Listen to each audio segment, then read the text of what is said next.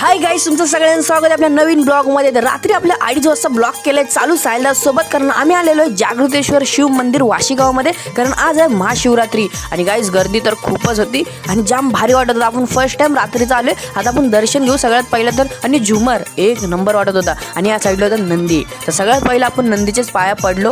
खूप मस्त वाटलं आणि विश पण मागितली थोडीशी. आणि आतमध्ये गेलो तर मंदिर खूप सुंदर डेकोरेट केलं, एकदम भारी. सायला विचारा सायला कसा आहे? अरे सायल दादा बघ रे इथं. बोलतो एकदम भारी. बोललो सायला झोप उडलाय का नाही? सायला तर उडले, तुझ्या पहिल्याच आले मी. बोललो आता जाऊ दर्शन घेऊ पहिला. तर त्याच्यानंतरला आम्ही आतमध्ये गेलो आणि आतमध्ये गेलो तर अजून भारी डेकोरेशन होतं आणि गर्दी तर खूपच होती. गाईस इथं आलोय, पहिलं आपलं काम करून घेऊ म्हणजे दर्शन. तर आपण इथे येऊन दर्शन घेतले पहिला.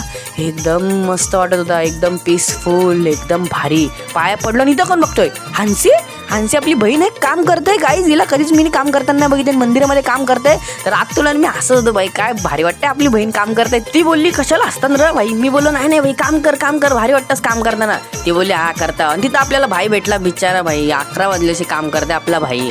जाम पाय बी दुखत होतं. देवाला बोललो देवा पहिले याची विश पूर्ण करा तर आमची कर, कारण जाम काम केलंय ना आपल्या भाईने. आणि आपल्या भाईसोबत आपण थोडीशी मस्ती पण केली, कारण की आपल्या भाईसोबत मस्ती नाही केली मग तुमच्यासोबत करू भाई, मस्ती करतो. मग सगळे देवांच्या आपण पाय पडले, जेवढे पण मंदिरामध्ये होते सगळे देवांच्या आपण पाय पडून बाहेर आलो. तर आपला सूरज भाई भेटला, जे लिहित होता भाई, ज्यांनी पण दान केलं, जी पावती फाडत होता. गाईज यो स्कॅनर आहे, याच्यावर तुम्ही स्कॅन करू शकता आणि जेवढं पण तुमच्या मनाने दान करू शकता.